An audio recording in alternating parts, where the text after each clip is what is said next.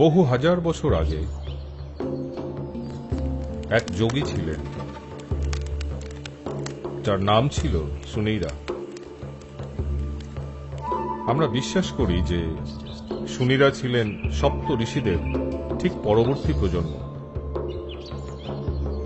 তিনি বাস করতেন এবং কাজও করতেন সেই পাহাড়ি এলাকায়, যা বর্তমানে নেপালের মধ্যে রয়েছে। আর তিনি একটি অসম্ভব প্রকল্প হাতে নিয়েছিলেন।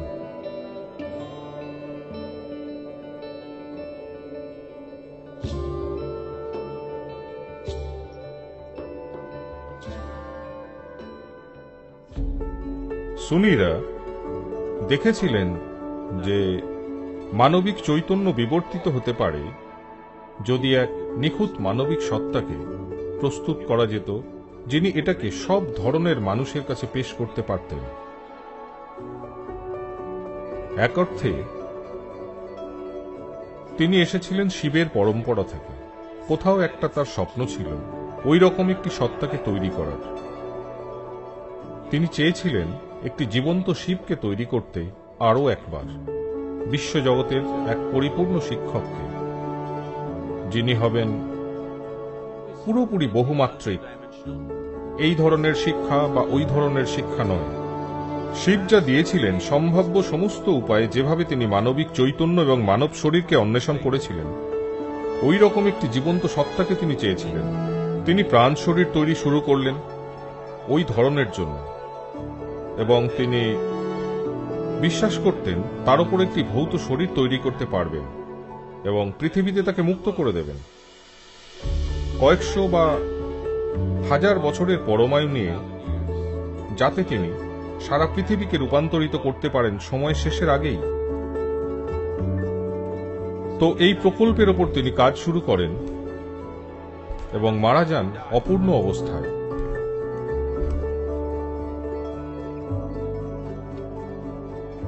বিক্ষিপ্তভাবে পরের 40,000 বছর ধরে বহু উচ্চাকাঙ্ক্ষী যোগী সুনীরার ছেড়ে যাওয়া প্রকল্পটি হাতে নেন এবং চেষ্টা করেন সেই পরিপূর্ণ শিক্ষকের প্রাণ শরীরটি পুনর্নির্মাণ করতে, যিনি মানব চৈতন্যকে রূপান্তরিত করতে পারেন।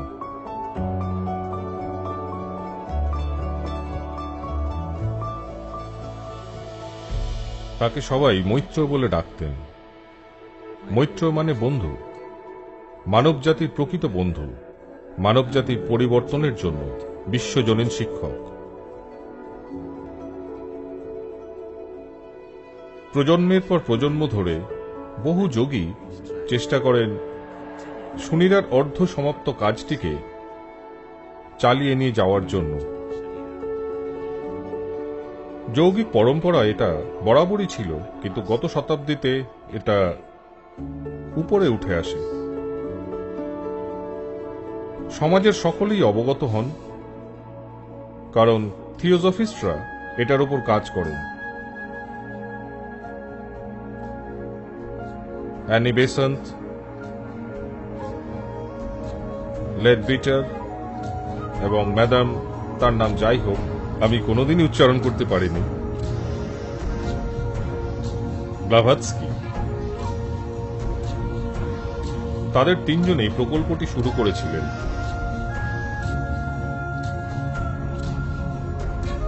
তারা বলেছিলেন, আমরা এটা করতে যাচ্ছি।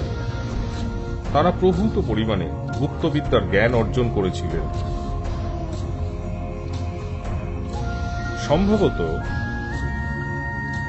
বিগত কয়েকশো বছরের মধ্যে প্রথমবার, এবং নিশ্চিতভাবেই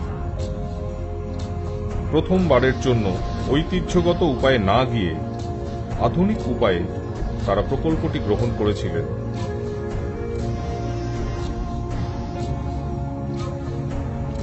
এবং চেষ্টা করেছিলেন এই সত্তাটিকে শনাক্ত করতে। এই অসম্পূর্ণ প্রকল্পটির দায়িত্ব নিয়ে তারা এটাকে সম্পূর্ণ করতে চেয়েছিলেন। কিছুটা কাজ হয়েছিল, তাদের তথ্যের জ্ঞান ছিল, কিন্তু নৈপুণ্য ছিল না। তারা প্রচুর তথ্য সংগ্রহ করেছিলেন, কিন্তু এই ধরনের কাজের প্রয়োজনীয় পদ্ধতিটি অর্জন করতে পারেননি। দুবার তারা প্রকল্পটিকে সম্পূর্ণ করেছেন বলে ঘোষণা করার গুরুতর চেষ্টা করেছিলেন যে নিখুঁত সত্তা এসে গেছে, কিন্তু সেটা কাজ করেনি।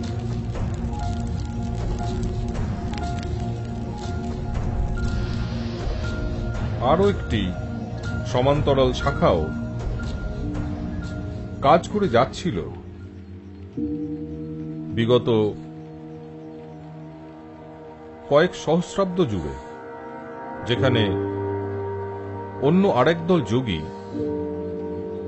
সুনিরার এই মহৎ কিন্তু একেবারেই অসম্ভব প্রকল্পটি নিয়ে অবগত ছিলেন।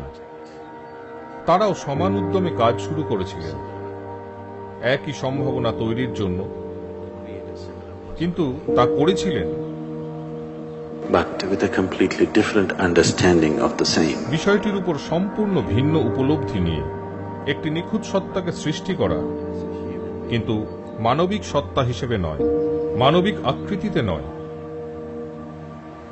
তার কারণ মানবিক সত্তার মধ্যে এটিকে প্রবেশ করানো এমনই এক সম্ভাবনা যে মানব দেহতন্ত্রের যাবতীয় সামর্থ্য থাকলেও তার শরীরী সীমানার মধ্যে এটিকে ধরে রাখার মতো প্রয়োজনীয় অখণ্ডতা নেই।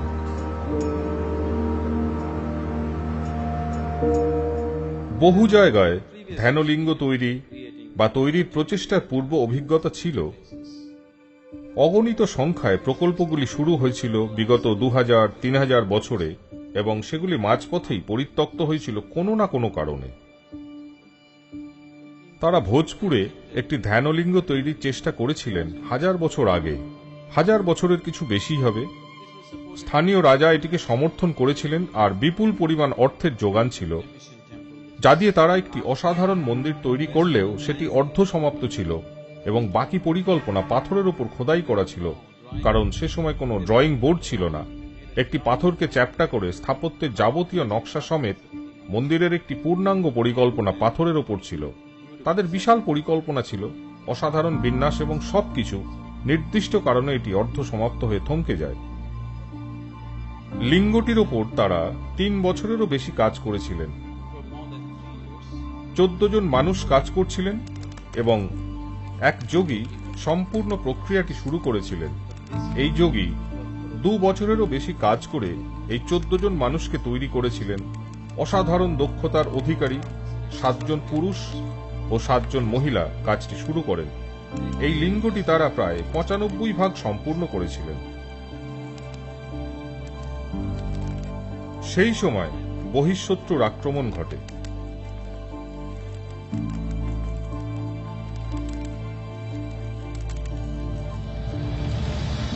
আক্রমণকারীরা এসে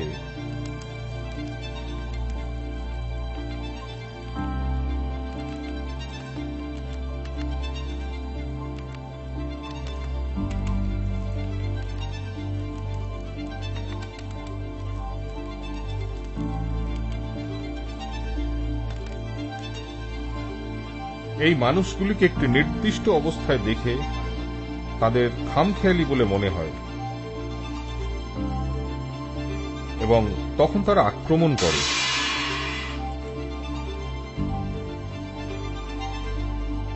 আক্রমণের সময় তার বাম পাটি কেটে বিচ্ছিন্ন করে দেয়। শরীরে এই ক্ষতির কারণেই তিনি চালিয়ে যেতে পারেননি। তো তিনি স্থির করেন যে তারা লিঙ্গের মধ্যেই বিলীন হয়ে গিয়ে কাজটি সম্পূর্ণ করবেন। তারা অন্য এক যোগীকে ডাকেন আর একজনকে শক্তিকে আটকে রাখার প্রশিক্ষণ দেন। তারপর তারা শরীর ত্যাগ করে লিঙ্গের মধ্যে বিলীন হয়ে যান। কিন্তু যে যোগীর এটা করার কথা ছিল, ওই অবস্থায় তিনি এতটাই অভিভূত হয়ে যান যে এটাকে বন্ধ করতে পারেননি। ঠিক সময়ে বন্ধ না করার জন্য লিঙ্গটি ফেটে চৌচির হয়ে যায়। এমনকি এখনো আপনি দেখতে পাবেন লিঙ্গের মধ্যে একটি লম্বা ফাটল প্রায় 3 থেকে 4 ইঞ্চি উন্মুক্ত হয়ে আছে। এখন চুন দিয়ে সেটিকে বুঝিয়ে দিয়েছে পুরাতত্ত্ব বিভাগ, সেটিকে চুন দিয়ে বুঝিয়ে দিল ফেটে চৌচির হয়ে যায়।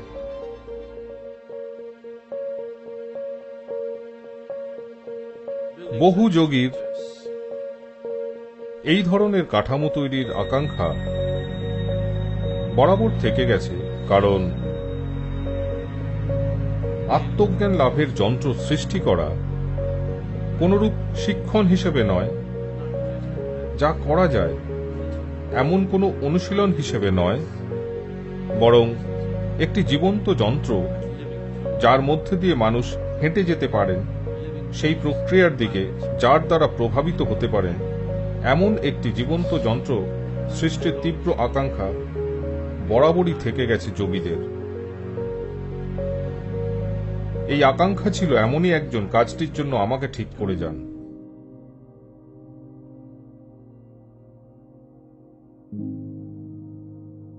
তার সঙ্গে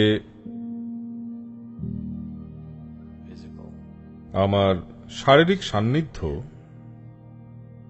ছিল মাত্র কয়েক মিনিটের। ওই কয়েক মুহূর্তের মধ্যেই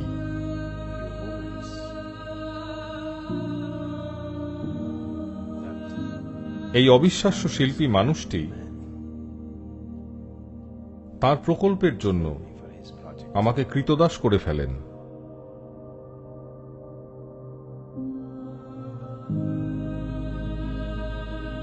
যা কিছু আমি করেছি এটিকে কেন্দ্র করেই, কারণ এটা ছিল তার স্বপ্ন ও তার দূরদৃষ্টি যে ধ্যানলিঙ্গের প্রতিষ্ঠা হতে হবে।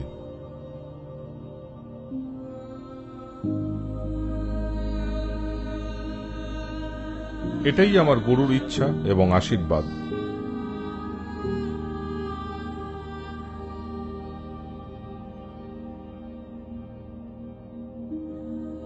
কোথা থেকে আমি এলাম সেই উন্মত্ততা নিয়ে অবশ্যই আমি কিছু বলবো।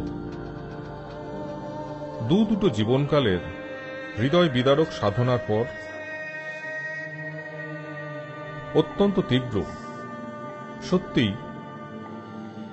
হৃদয় বিদারক সাধনার পর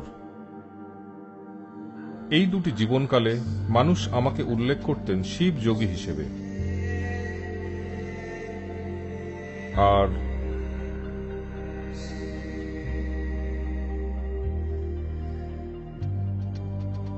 যখন প্রয়োজন হয়েছিল, যখন আমার গুরু আবির্ভূত হন,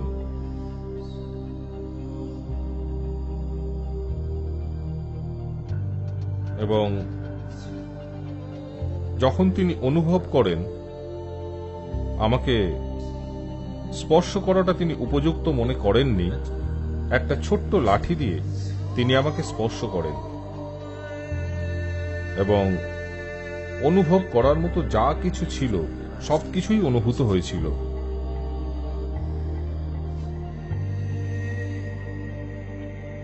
আমি সবকিছুর শীর্ষ বিন্দুতে পৌঁছে গেলাম।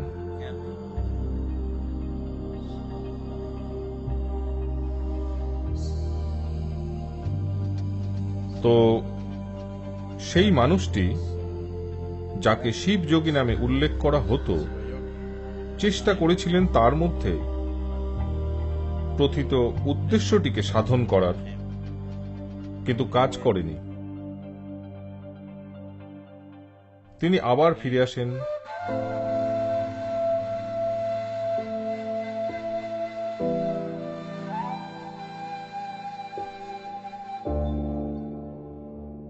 সদ্গুরু শ্রী ব্রহ্ম হিসেবে। অক্লান্ত পরিশ্রম করেন, প্রায় সফল, কিন্তু সমাজে সুনাম অর্জন করতে পারেননি, কারণ তিনি যা তার তীব্রতাকে সামাজিক পরিবেশে উপলব্ধি করা যায়নি। তিনি সম্পূর্ণ করতে পারেননি। কয়েকজন মানুষকে প্রস্তুত করে তিনি পাহাড়ে উঠে যান। নিজেকে তিনি পরীক্ষা করছিলেন কেন তিনি ব্যর্থ হয়েছেন। তার সবই ছিল, তবু কেন এটা ঘটল না। তিনি জানতেন তার পারদর্শিতার যে অভাব আছে তা নয়, এটা শুধু এই যে প্রয়োজনীয় সামাজিক সমর্থন তিনি জোগাড় করতে পারেননি। তো তিনি শেষবারের জন্য পাহাড়ে উঠে যান।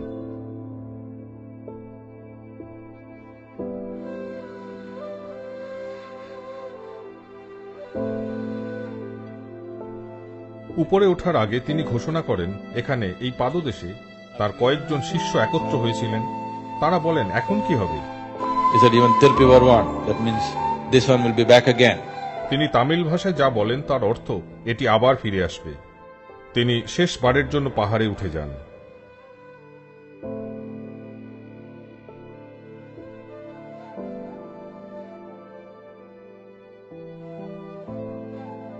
একটি বিরল কাজ তিনি করেছিলেন।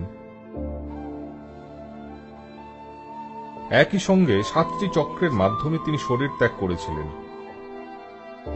এটা তিনি নিজেকেই পরীক্ষা করছিলেন।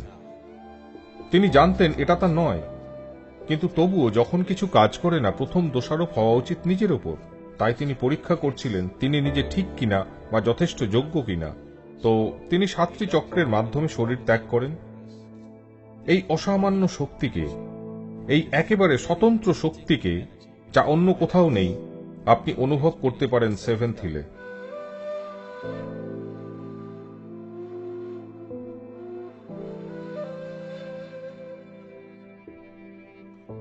যা কিছু অন্য কোথাও দেখেন, এটা তার থেকে অত্যন্ত আলাদা। স্পষ্টত এটা স্বতন্ত্র। তো এটা করার মাধ্যমে তিনি জানতেন যে সমস্যাটা ছিল তিনি পরিস্থিতিকে সামলাতে পারেননি সঠিকভাবে।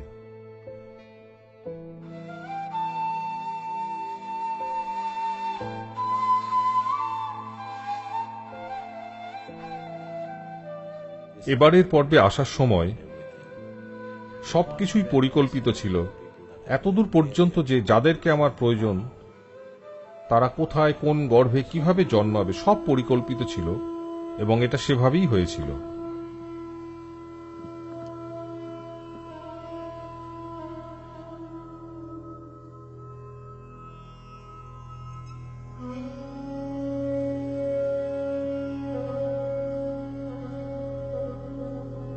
প্রাণ প্রতিষ্ঠার জন্য যাদের প্রয়োজন ছিল তাদের আমি যথাস্থানে রেখেছিলাম, যাতে সঠিক সময়ে সবকিছু একত্রিত হয়।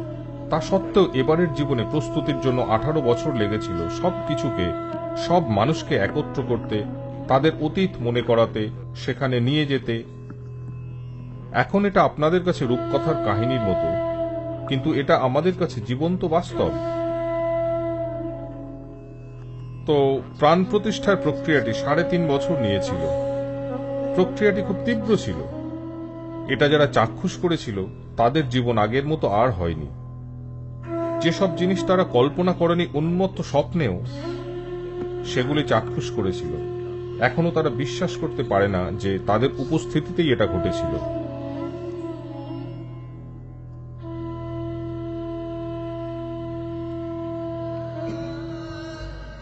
যোগী সুনীরা সারা জীবন জুড়ে কাজ করেছিলেন এবং জীবনের অন্তিম পর্বে যখন এই নিখুঁত সত্তাকে সৃষ্টির স্বপ্ন অপূর্ণই থেকে গেল, যোগী সুনীরা একটি ভবিষ্যৎবাণী করেছিলেন যে এখন থেকে অনেক পরে, বহু বহু বছর পরে যে কাজ আমি শুরু করেছি সেটি পরিপূর্ণতা পাবে এবং প্রতিধ্বনিত হবে এখানে নয়, দক্ষিণের কোনো সবুজ পার্বত্য এলাকায়। আমাদের পাহাড়গুলো সবুজ, আর আমরা দক্ষিণেই আছি। তো সুনীরার ভবিষ্যৎবাণী যাই থাক, সেটা সফল হয়েছে, কিন্তু সেভাবে হয়নি যেভাবে তিনি ভেবেছিলেন।